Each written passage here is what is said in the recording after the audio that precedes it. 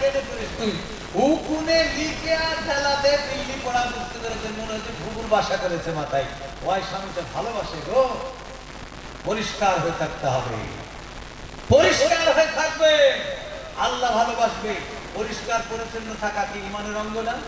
তাই বাপজিরা মা বোনদেরকে বলবো এই চারটে জিনিস যদি মানতে পারেন আপনাদেরকে কিছু করা লাগবে না চারটে জিনিস মানবে বুখারী শরীফের হাদিস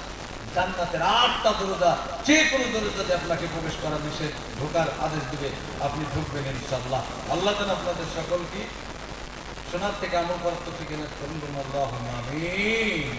এটা কে লিখেছে আফিফ কুণ্ডল 1000 আফিফ কুণ্ডল 100 টাকা দান করুন আল্লাহ তার দানকে কবুল করুন আল্লাহুম্মা আমিন যাই হোক অনেক হলো দোয়া খায়ের করবো আপনাদের জন্য আমার জন্য দোয়া করবেন আবার কালকে দুটো জলসা আছে একটা আছে আগমনী বদল বলবো একটা আগমনীতে জলসা আছে কালকে দুটো জলসা একটা আগমনীতে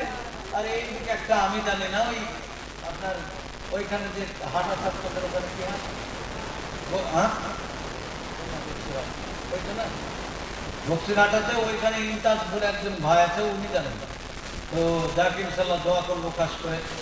আপনাদের মহিলা মাদ্রাসা আমার বড় মাদ্রাসা আমাদের মাসুম 19 তারিখে জলসা ইনশাল্লাহ আপনাদের সকলের জন্য দোয়া করবো যিনারা ছিলেন মুসাফির হালাতের মুসাফির অবস্থায় দোয়া মা বোনদের জন্য দোয়া করবো ইনশাল্লাহ আমি একটা বিশাল বিপদে পড়ে আছি আপনাদের কাছে প্রার্থনা একটু দোয়া করেন আমি আপনাদের কাছে বিশাল বড় ধরনের প্রার্থনা আপনাদের কাছে বিপদে আছে একটু দোয়া করবেন ইনশাল্লাহ কথা বলেন না কথা বলছেন তো বাপজিরা ভাইয়েরা বড় ধরনের বিপদ বলতে গেলে আমার 3টে ছেলে আর একটা